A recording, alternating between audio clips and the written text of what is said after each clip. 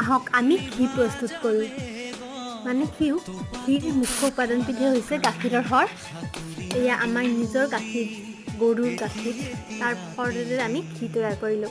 প্ৰত্যেকে জানেই মই কেনেদৰে প্ৰস্তুত কৰিছোঁ সেয়াহে দেখুৱাইছোঁ।